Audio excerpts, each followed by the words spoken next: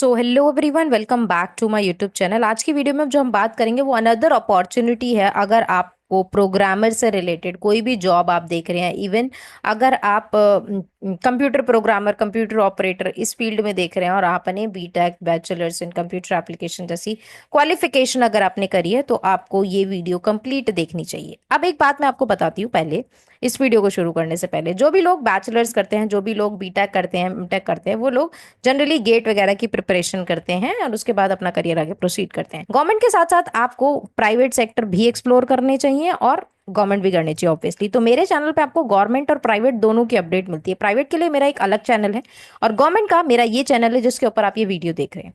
तो चलिए इस वीडियो को शुरू करते हैं। इस पे हम सारी की सारी अपॉर्चुनिटी के बारे में जानेंगे कि एग्जैक्टली आईटीएम ने कौन सी अपॉर्चुनिटी निकाली है। अब इस वीडियो में जो अपॉर्चुनिटी है वो है इंस्टीट्यूट ऑफ टेक्नोलॉजी मैनेजमेंट की। Institute of technology management DRDO के अंडर आता है।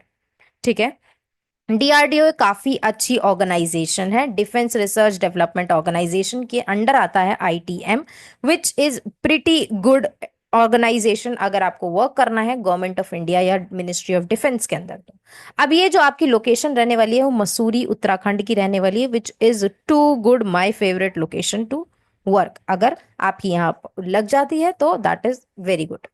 अब बात करेंगे कि एग्जैक्टली इसमें मांगा क्या गया है। ठीक है, तो सबसे पहले तो अपॉर्चुनिटी जो है वो है जूनियर रिसर्च फेलो की। जूनियर रिसर्च फेलो के लिए दो ही ओपनिंग है और ये एक वॉक इन इंटरव्यू है। ये आप लोग याद रखना कि ये वॉक इन इंटरव्यू, यहाँ पे आप देख सकते हैं selection will be based on the walk in interview जो होगा आईटीएम मसूरी में ही। तो अगर आप देहरादून से रिलेटेड हैं, हरिद्वार से रिलेटेड है, तो आप इसमें इजीली रीच आउट कर सकते हैं। दिल्ली वाले भी इवन जा सकते हैं वॉक इन इंटरव्यू के लिए। इसमें मैक्सिमम एज लिमिट मेंशन करिए कि 28 होनी चाहिए। डेट ऑफ इंटरव्यू की अगर हम बात करें तो 22 अप्रैल की है ये वो होने वाला आपका इंटरव्यू। क्वालिफिकेशन की अगर हम बात करें तो अगर आपने पीजी डिग्री करी है साइंस में with the first division in net qualification तो गुड है, आप इसमें अपीयर कर सकते हो। उसके बाद दूसरी अपॉर्चुनिटी, आपके पास गेट की डिग्री होनी, मतलब ग्रेजुएट की डिग्री होनी चाहिए विद वैलिड गेट स्कोर। ये याद रखना, इसमें गेट का स्कोर मांगा है कि आपने बैचलर्स कर लिया, उसके बाद आपने गेट का एग्जाम दिया, उसमें आपका स्कोर आ चुका है, तो आप इसमें अपीयर कर सकते हैं, आप इसका वॉक इन इंटरव्यू ज्वाइन कर सकते हैं।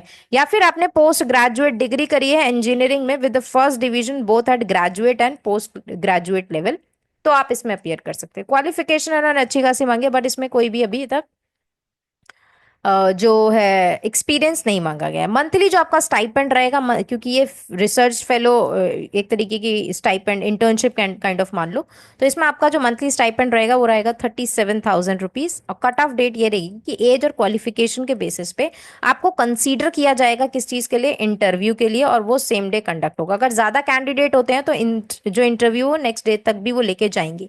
एज की रिलैक्सेशन दी है कि अगर आप SC ST से हैं तो 5 इयर्स की रिलैक्सेशन है, OBC हैं तो 3 इयर्स की रिलैक्सेशन है। बाकी कैटेगरीज के लिए एज पर गवर्नमेंट पॉलिसी इनकी जो है रिलैक्सेशन है। टेन्योर की अगर हम बात करें तो अभी के लिए ये 2 साल की है, पर ये अपग्रेड हो जाएगी, एक्सटेंड भी कर सकते हैं मैक्सिमम 5 साल तक। तो बट इनिशियल जो रहेगा वो 2 साल ही रहेगा, तो इस चीज को आप ध्यान में रखते हुए जाएं। अब इसका जो रिपोर्टिंग टाइम है वो है 9:30 AM in the morning. Date of the interview है रिसेप्शन पे, आपको मेन गेट आईटीएम मसूरी पे जाना है, वहां पर आपका होगा। जैसा कि मैंने आपको पहले बताया कि अगर number of candidate, large number of candidates वहां पर आते हैं तो जो इंटरव्यू है नेक्स्ट डे तक भी चलेगा। तो आप अपने हिसाब से जो है प्लान करके जाना। मतलब अगर मान लो आप प्राइवेट में वर्क कर रहे हैं, आपको ये इंटरव्यू देने जाना है, तो आप 2 दिन की छुट्टी के अप्रॉक्स लेके चलना।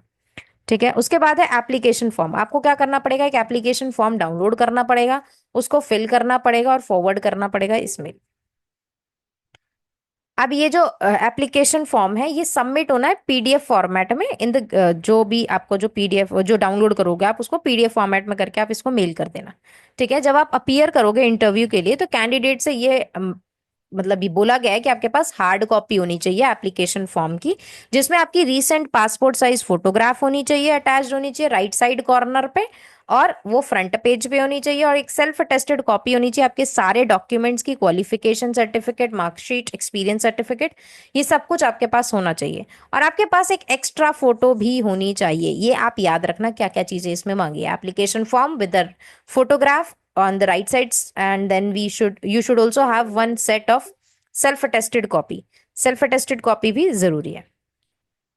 अगली बात करते हैं। अगला इन्होंने लिखा है कि candidate selected as junior research fellow may be allowed to register for PhD during the tenure of fellowship. मतलब आपको पीएचडी के लिए भी एनरोल करने के लिए कहा जा सकता है। ये एसेंशियल है कि आपके पास ओरिजिनल डॉक्यूमेंट्स भी होने चाहिए, टेस्टिमोनियल्स होने, मतलब जा रहे सारे के सारे डॉक्यूमेंट्स ओरिजिनल भी होने चाहिए। ठीक है, उसके बाद आपको ये भी पता होना चाहिए कि मान लो आप किसी गवर्नमेंट डिपार्टमेंट में ऑलरेडी काम कर रहे हो और आप इसमें सिर्फ शिफ्ट करना चाहते हो, तो आपको एनओसी आपके पास होना चाहिए आपके एम्प्लॉयर से at the time of interview.